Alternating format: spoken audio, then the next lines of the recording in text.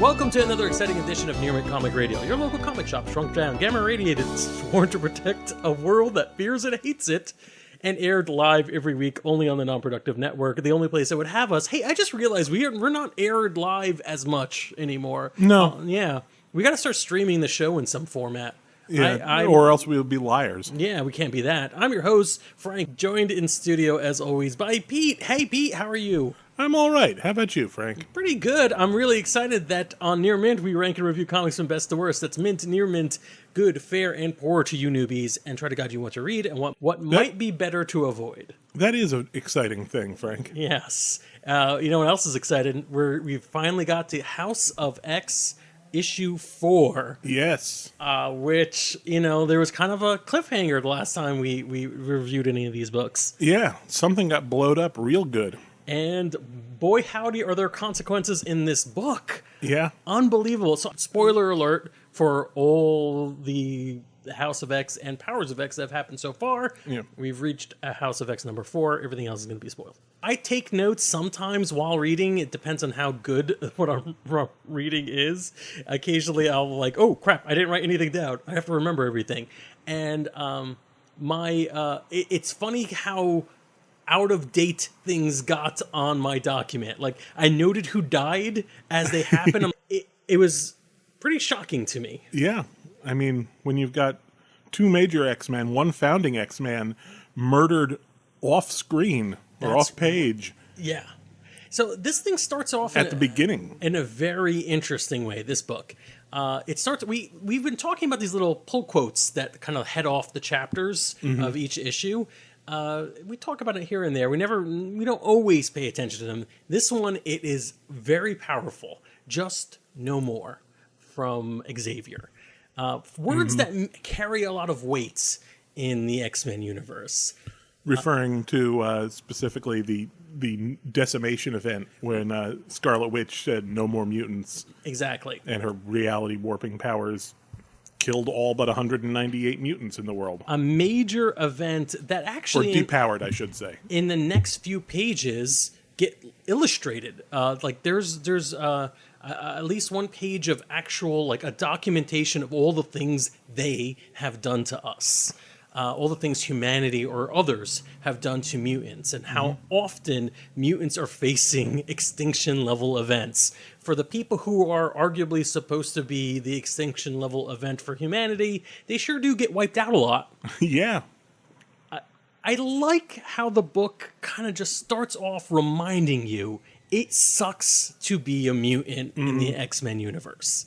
Almost out of fiction, right?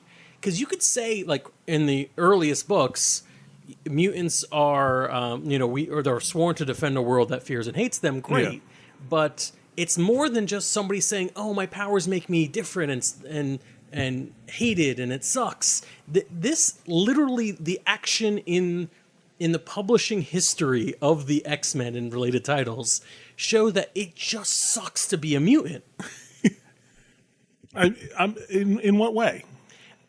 Let's kind of run down some of the horrible things that happened. We talked about decimation, right? Yeah. You're talking about the things that have happened in universe. The things that happen in universe and the way the characters are sort of treated. Imagine, if you will, there's a world where fictional characters have to get a chance to face their creators. And they ask the question of, why did you make me go through all this? Yeah. In some cases, like Superman facing his creators, I mean, there's a lot of horrible things that have happened to Superman over time. But I'd like to think that Superman would be like, you know what? Thanks. I like being Superman. Even Spider-Man, you know, he's always downtrodden in some way.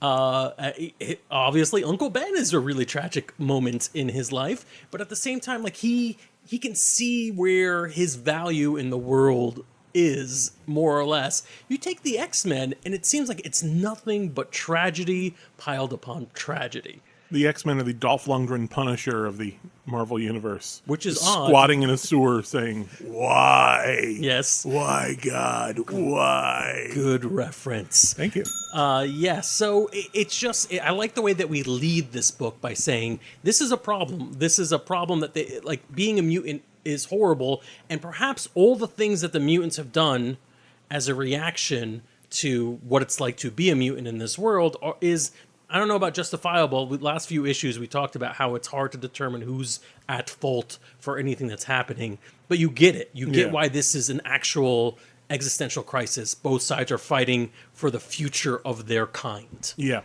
And I really think that's super powerful. And then I start making notes through this, and like you said, Husk and Archangel are dead off screen. They died from the explosion in the last book. Yeah. Holy crap. And we just get this casual situation report. They're dead. Yeah. Like, okay, nothing else. Yeah. But I guess that serves to underscore the point of how important this is to the X-Men. Right. That they don't have time to sit and mourn the loss of their friends. And it's a pretty fast-paced book. It goes it feels like an action movie. Oh, very much. It feels like the end of a very serious war movie when, the heroes have breached the enemy defenses and there's only one chance for them to succeed, and they may not. We made the last desperate plans. Yeah. And we're carrying them out now. And it's interesting.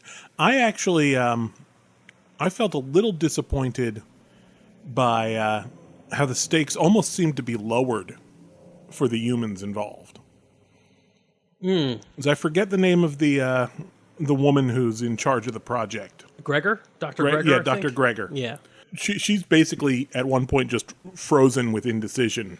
And the Sentinel Prime, or I forget.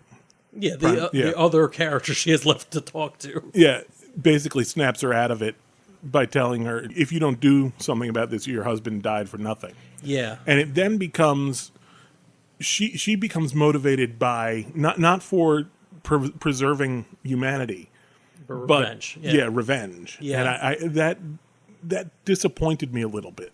Yeah, I agree. So the last few issues of this series, they've done a very good job of illustrating that depending on what side you're looking at this argument, it's really two groups of people who believe that their people are going extinct. Yeah. I don't know how feasible that is to continue forever, because ultimately we don't have a lot of point of view characters on the human side that have any history. There's nothing they're going to do to Dr. Gregor to make me feel, oh yeah, okay, I get it. Mm-hmm. But yeah, I agree with you that the stakes seem to have lowered for humanity. But I almost understand. understandably, it's you couldn't do it for very long. Mm-hmm. But it seems like you didn't need very much longer in this particular branch of the story. Sure, but I do think we are meant to believe that the X-Men are heroes in this arc, sort of not quite answering the questions that we've had in the last few episodes, but accepting the conceit that this is an X-Men book. They're probably closer to being the heroes than you would think. Let's play this out and see the tragic end. So let's talk a little bit about that tragic end, because as I write down, Husk and Archangel had died, and then all the other things that happened in the book, I start hearing Pete's voice in the back of my head saying, I question how much of this takes place in our reality or how much of this is even real. Yeah. So just going through the entire book, eventually Nightcrawler sacrifices himself in the coolest way as a transport for Logan, for Wolverine, to deliver the last blow against the Mother Mole to let it fall into space. All of it is in an awesome action sequence. Really cool. Love the fact that Cyclops was like, bravest man I know. Although, who was he talking to? Hope it wasn't Wolverine, because Nightcrawler, that was a little bit... Yeah, I mean, Wolverine's got to at least have it in the back of his mind. Man, I've come back from stuff pretty much as bad as this. I could still, as long as there's two atoms to rub together, there's something sadder. I might reconstitute. Right, absolutely. And there's something sadder about Nightcrawler's sacrifice, because he literally just did it because he needed to teleport Logan. Yeah. He wasn't even the one delivering the blow. He was just the transport. Conceivably, could have just thrown Logan out an airlock and pushed him in the right direction. This was a little bit more secure, but yeah. Yeah. So, interesting stuff. And so we lose Nightcrawler. We probably lose Wolverine as close. I mean, he falls into the sun, I guess. Which you say that out loud, it sounds ridiculous. Wouldn't be the first time. We seem to have lost Cyclops. He seems to have gotten blown away. Yeah, I'd say that's pretty definitive. And pretty definitive that Jean also dies in the escape pod, although those two are a little bit more questionable. We don't actually see them die. Yeah. But for the most part, I'm missing someone on the ship with Monet. with Monet, yes, she's also / Penance. We're told she was killed as well, and the only person we really don't know is Mystique. We don't know her fate. Mystique got sucked out an airlock. She got thrown out of space, so that's maybe another question mark. Yeah. The point is, a lot of the X-Men got killed in this book, so it's one thing to have two characters die in the very beginning. Narratively speaking, I think we're meant to at least assume that all of the X-Men on that mission were wiped out. Absolutely. So then you, as a longtime comic book reader, you have to think, well, is any of this real? Yeah. Is any of this going to have any sticking power? First of all, there's two ways this can go, right? There's one where, in as far as this isn't real, right? So we have some time traveling going on in this story, or time travel adjacent, possible realities, depending on reincarnation or whatever. That's one way of taking it. The second way, we teased that earlier in our read, would be the pod people. Which I actually find more interesting. Yeah, that's you got a good point there. I keep forgetting about that.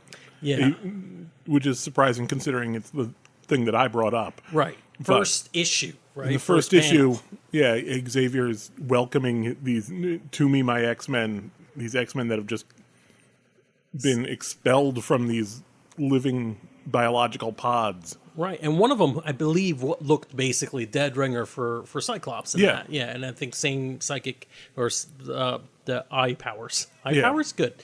So there's that.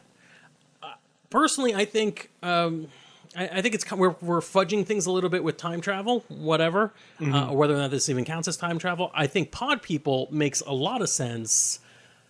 I will put one huge asterisk on the entire question. Does this even matter? Or is this like the traditional neckbeard, angry comic book person shaking their fist at continuity? I don't know if this matters. I think we're getting a good story regardless of whether or not this sticks. Yeah, that was, again, as a longtime X-Men reader, I'm like, oh, okay, the X-Men died again. Mm-hmm. But it was a very interesting story of how the X-Men die again. Right. And I enjoyed reading that story. Yeah. So whether or not it counts, this was a good story. I would agree. Yeah, I'm very curious as to where this is going. I'm increasingly think of the opinion that this is going to be largely hand waved away with another Moria life or some other kind of time travel wibbly wobbly thing. Yeah. I'm banking on those pods coming back and Krakoa coming back. I think that's going to be involved. Yeah, but I don't know. And I will, as much of a caveat on that I'm going to put is good story is a good story, absolutely. But there's definitely a way of being unsatisfied by finding out everybody you saw die was actually a vegetable. So we'll I don't know how it's going to play out, but hopefully we didn't spoil anything. We didn't actually know anything, so this is all guesswork on our part. But hopefully it doesn't end up, affecting the way you folks are reading along with us.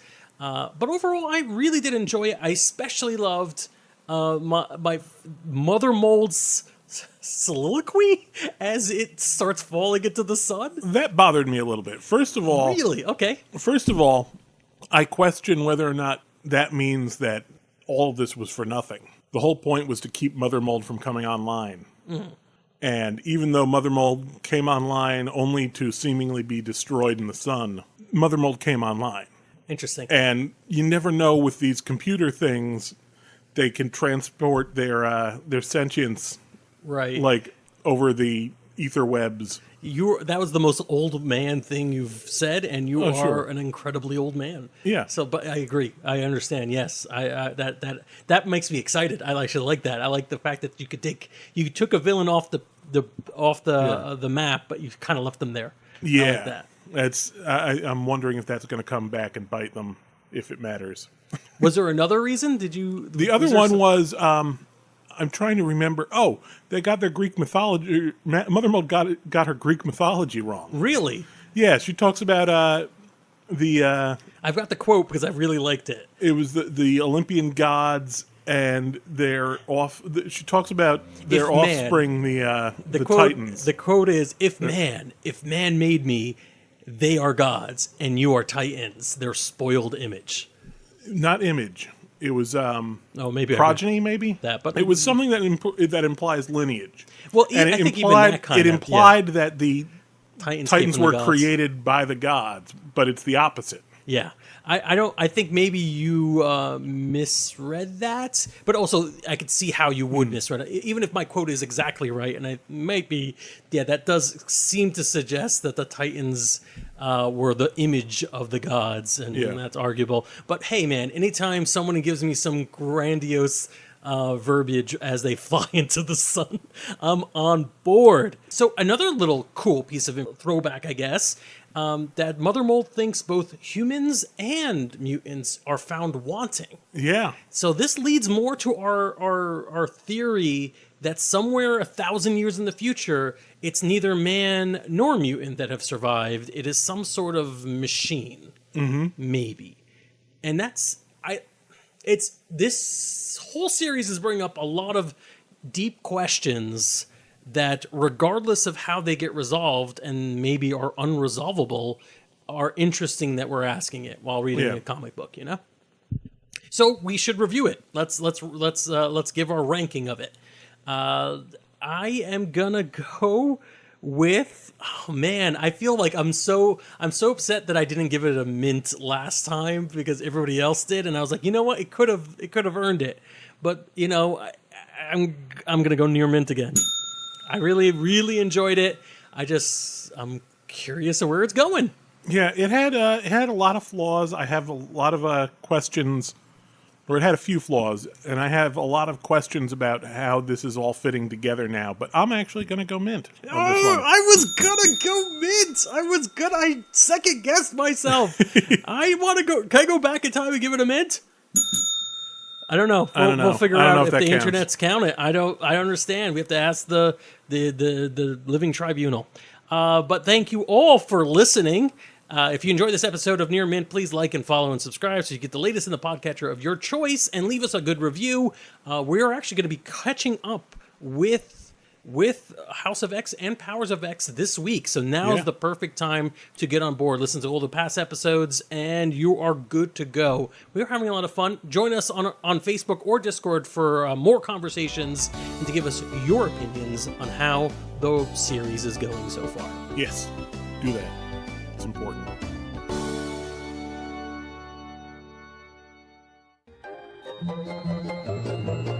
This has been a non-productive media presentation. Executive producer Frank Hablawi. This program and many others like it on the Non-Productive Network is distributed under a Creative Commons Attribution Non-Commercial No Derivatives license. Please share it, but ask before trying to change it or sell it. For more information, visit non-productive.com.